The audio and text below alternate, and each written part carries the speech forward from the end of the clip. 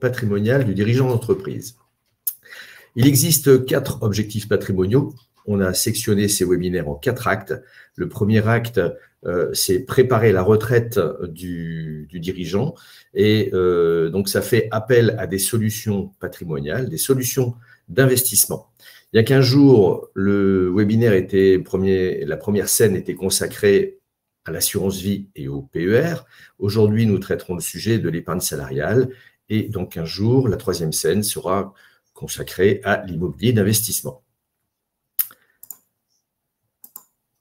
Il me paraît important de repositionner et de redéfinir le terme du conseil en gestion de patrimoine qui est souvent galvaudé. Et donc, je tiens à dire en quoi consiste le conseil en gestion de patrimoine.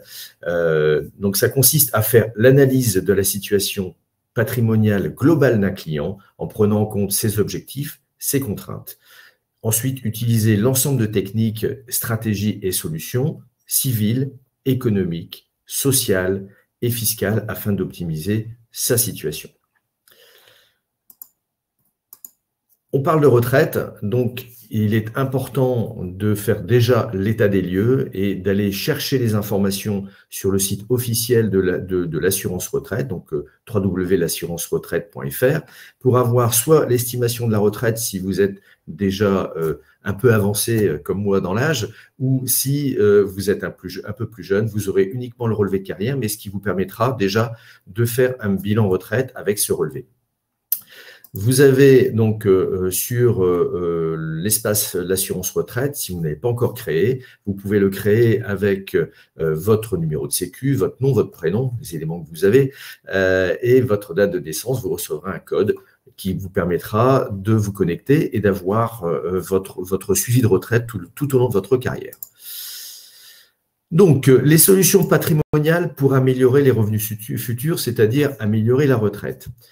Quand on parle de préparation de la retraite, on sait qu'il y a plusieurs possibilités pour y arriver. Il y a l'assurance vie, le contrat de capitalisation, il y a les comptes titres, les PEA, les plans d'épargne entreprise. Nous avons également la nouveauté 2020, le plan d'épargne retraite, le PER, qu'il soit individuel, collectif ou obligatoire. Mais nous avons également aussi l'investissement en immobilier physique ou en immobilier collectif, notamment les SCPI. On a vu donc, comme je vous disais la fois dernière, l'assurance vie, le PER. Aujourd'hui, nous voyons le PEE et le PER collectif. Dans une rubrique plus générale qu'on a nommée l'épargne salariale, puisque dans l'épargne salariale, vous avez également d'autres dispositifs, nous allons voir ça tout de suite, des dispositifs qui vous permettent soit d'améliorer le résultat de l'entreprise ou également de motiver les salariés, mais aussi, charité bien organisée commence par soi-même, d'optimiser votre rémunération, sous condition d'avoir au moins un salarié. Sinon, aucun système d'épargne salariale ne peut être mis en place s'il n'y a pas un réel salarié, c'est-à-dire un salarié titulaire d'un contrat de travail et non pas uniquement, par exemple, le président de SAS. Le schéma global de l'épargne salariale. On va commencer d'abord par la partie droite, c'est-à-dire qu'on va, au plus simple, je dirais, on va trouver les versements personnels, les versements volontaires. Alors, ces versements volontaires, personnels, aujourd'hui peuvent être déductibles du revenu. C'est la nouveauté avec la réforme de la loi, enfin la réforme du PER issue de la loi Pacte.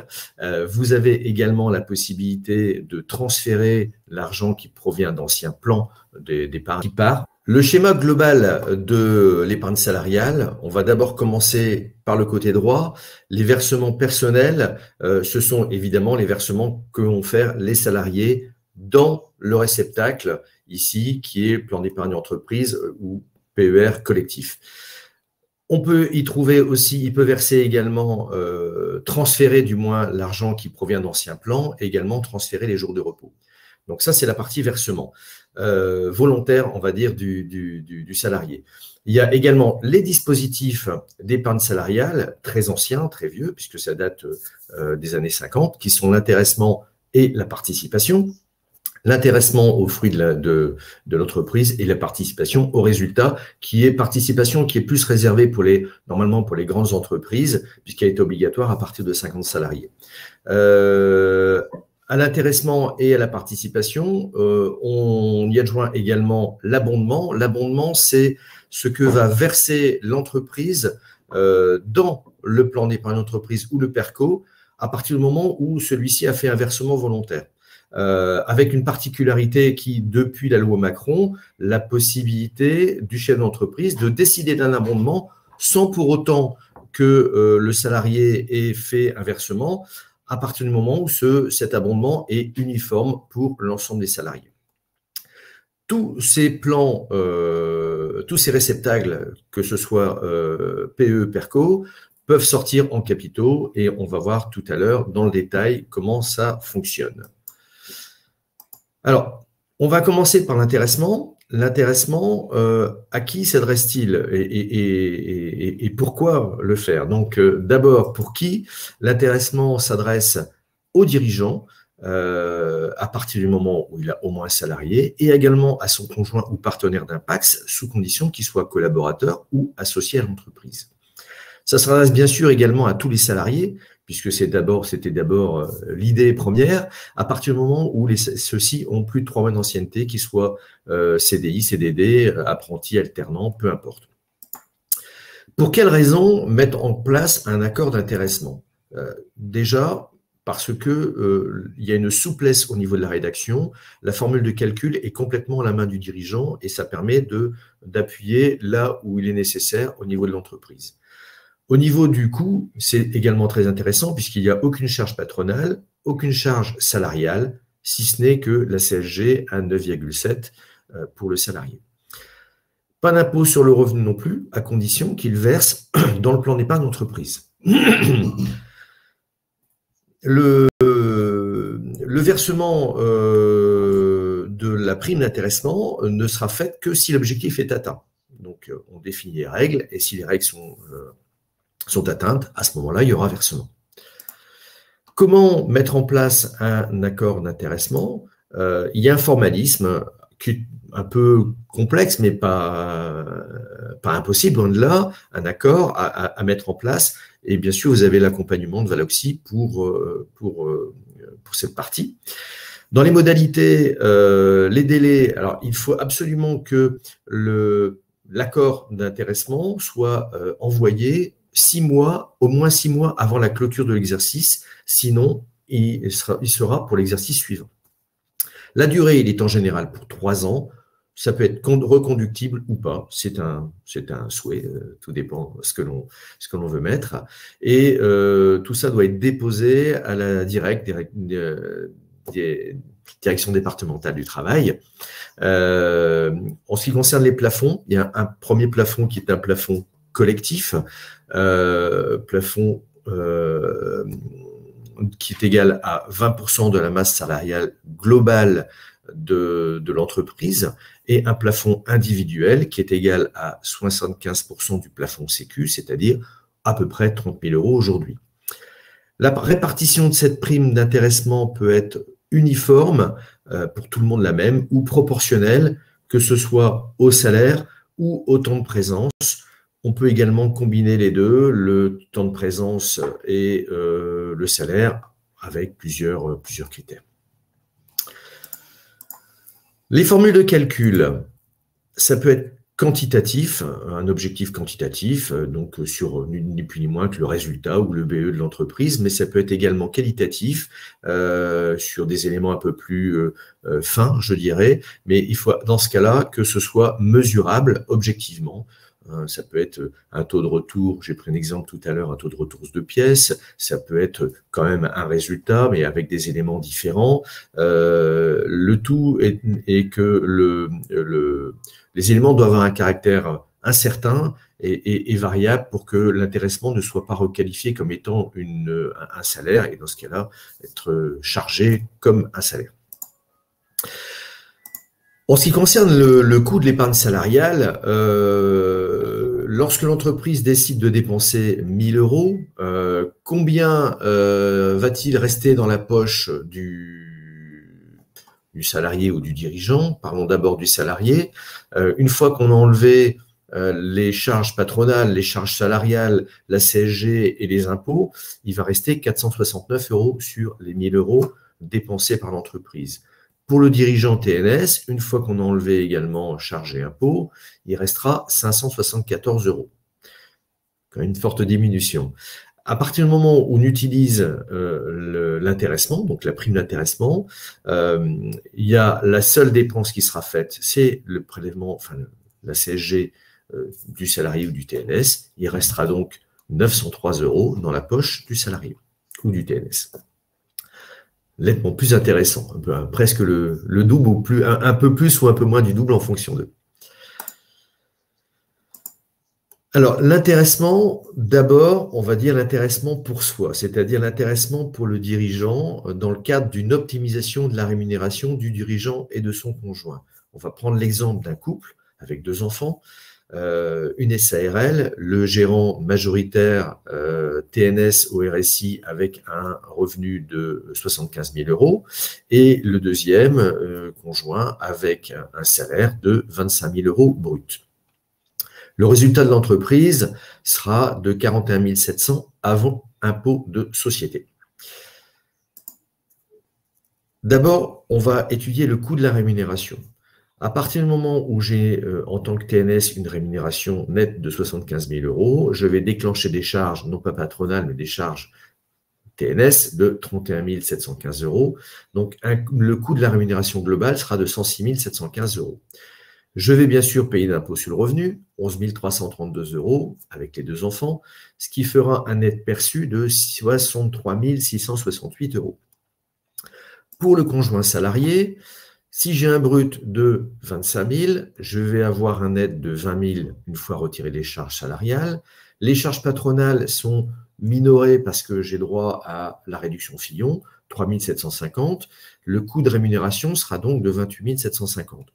Pour 20 000, les impôts ont déjà été prélevés sur le ménage. J'aurai un net perçu de 20 000 €. Le résultat, comment je vais l'appréhender? Je peux l'appréhender avant le calcul du résultat ou je peux l'appréhender après. D'abord, avant, je prends une prime, donc une rémunération en tant que TNS. Si je prends une prime de 41 700, je vais payer un supplément de charge RSI de 9 994 €. Donc, il me restera 31 706, sur lequel je paierai un supplément d'impôt de 8 560 €. Il me restera donc dans la poche 23 146 €.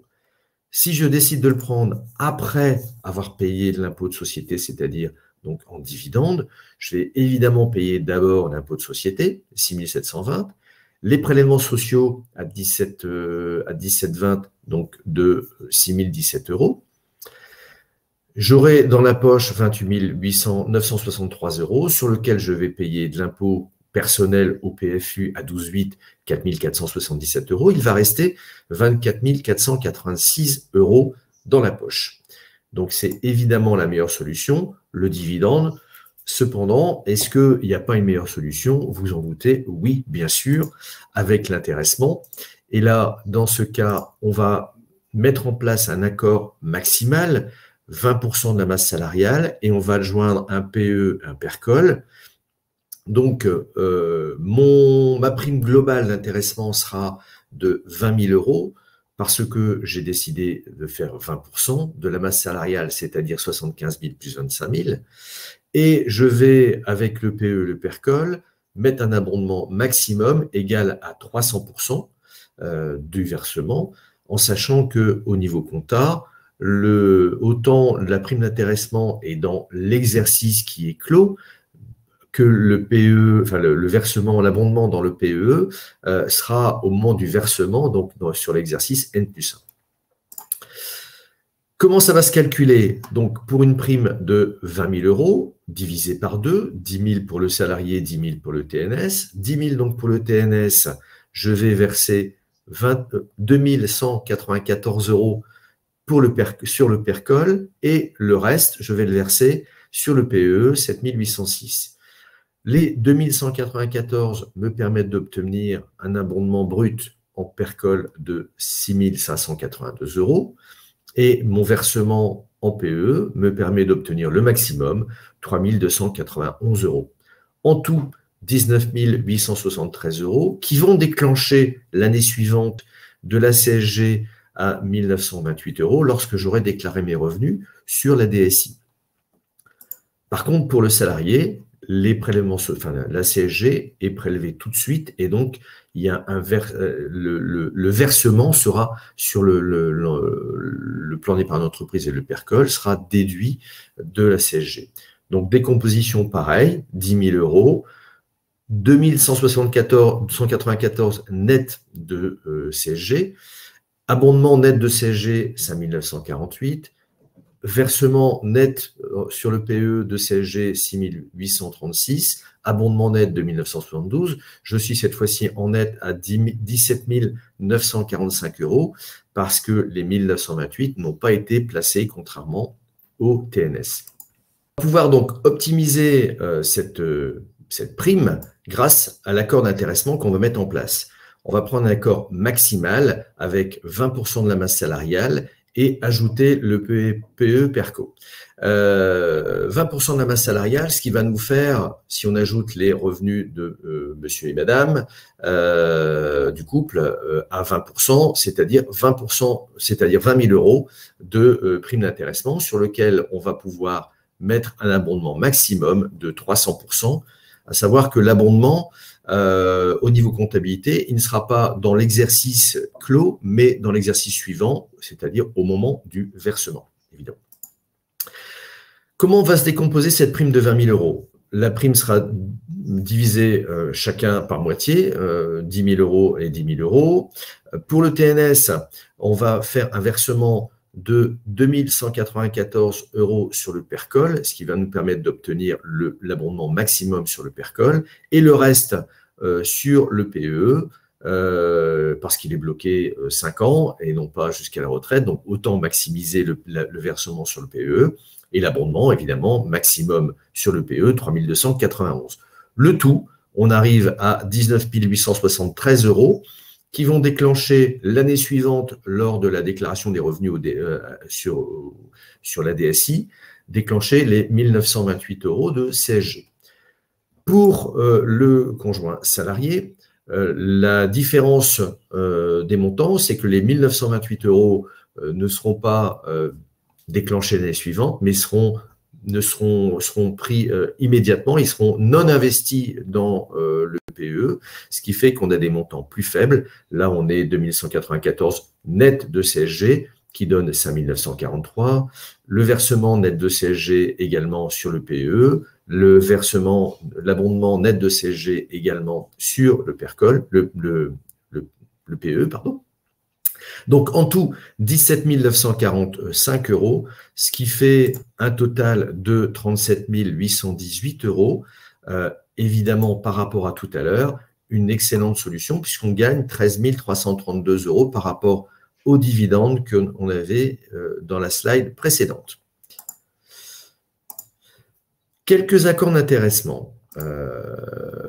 Au niveau des exemples, si on souhaite optimiser, récompenser et fidéliser les salariés, on peut par exemple mettre comme condition, si le résultat comptable avant impôt est supérieur à 40 000 €, on pourra par exemple mettre une prime globale qui sera égale au nombre de bénéficiaires multiplié par 800 €. Si on est 10, ça fait 8 000 € à se partager. Et le partage peut être fait soit proportionnellement au temps effectif de travail, par exemple au temps de présence, pour faire en sorte que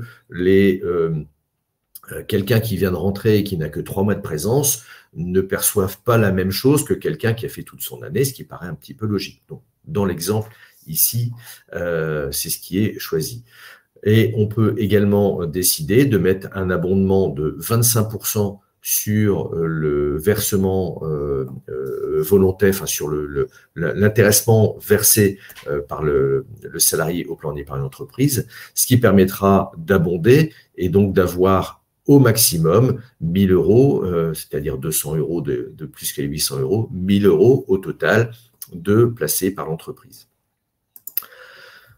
On peut également avoir comme objectif d'améliorer la performance de l'entreprise et, par exemple, ça peut avoir, je dirais, on peut avoir un objectif qualitatif et notamment, par exemple, si le retour de pièces défectueuses diminue de 30% par rapport à l'année précédente et que le résultat comptable avant impôt et avant calcul d'intéressement a augmenté de 10% également par rapport à une année de référence.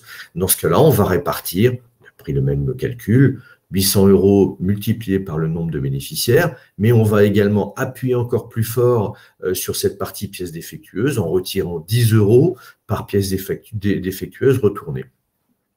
On peut décider, dans ce cas-là, par exemple, également, d'avoir une répartition uniforme pour tout le monde, la même chose, et également avoir un abondement de 25% en plus si le salarié décide de verser son intéressement au plan d'épargne d'entreprise.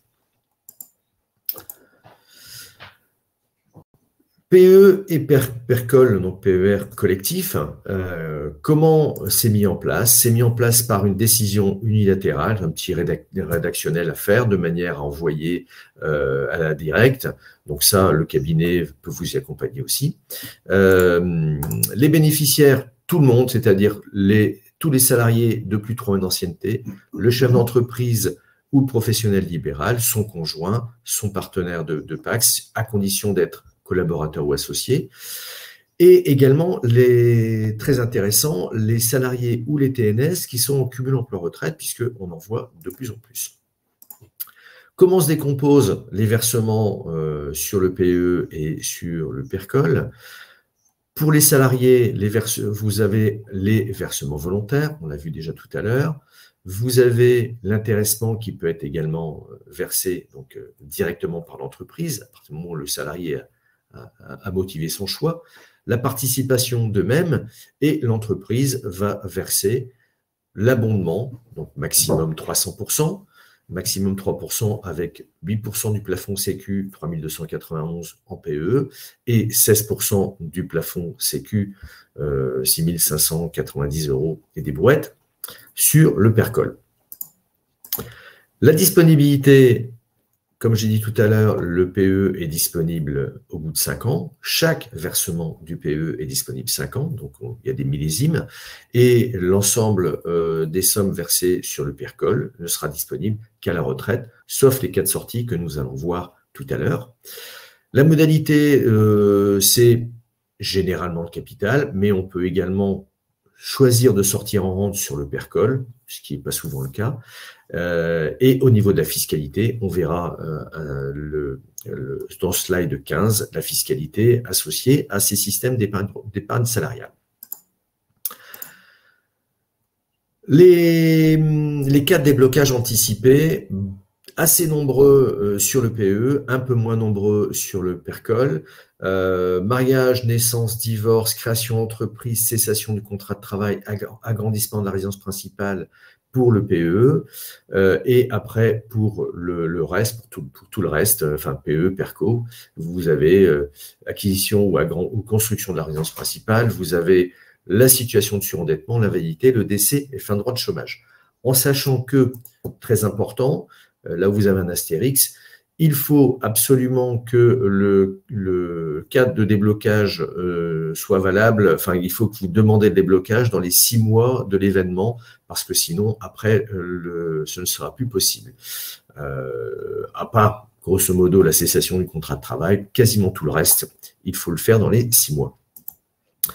La fiscalité à la sortie du PE et du PERCO.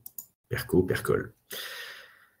Alors, ce qu'il faut retenir, c'est que le PE et également tout ce qui vient du PERCOL, mais tout ce qui vient de l'épargne salariale, c'est-à-dire du compartiment 2 du PER, autrement dit, les transferts des anciens PERCO, l'argent provenant de l'intéressement de la participation ou l'abondement, tout ça est exonéré complètement d'impôts sur le revenu et des prélèvements sociaux sur les versements.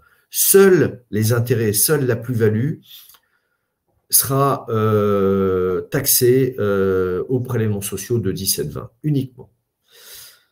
Donc ça, c'est, je dirais, un outil, entre guillemets, de défiscalisation différé très important. Sur le PER collectif, le PERCO, PERCOL, les versements volontaires seront taxés d'une manière différente en fonction de si ils ont été déduits du versement ou pas, déduits des impôts ou pas. Si les versements ont été déduits, évidemment, dans ce cas-là, ils seront imposés à l'impôt sur le revenu sans abattement. Et s'ils n'ont pas été déduits des impôts, dans ce cas-là, ils seront exonérés, au même titre que l'épargne salariale PEE ici, exonérés de l'impôt sur le revenu et prélèvements sociaux. Seuls les intérêts subiront les prélèvements sociaux également, mais aussi, dans ce cas-là, le PFU, c'est-à-dire l'impôt à 12,8. Vous aurez évidemment ce diapo dans le global que vous pourrez demander à Saskia.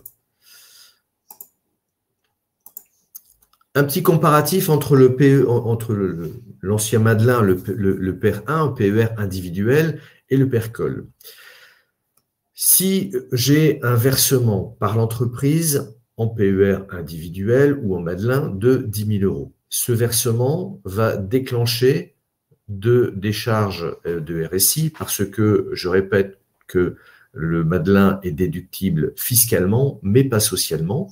Donc, générer 3 000 € de charges. Par contre, ces 13 000 € vont être déduits du résultat et vont me faire gagner un impôt de société de, supposons, à 28%, de 3 640 €. Il y aura donc un gain au niveau de l'entreprise de 640 €.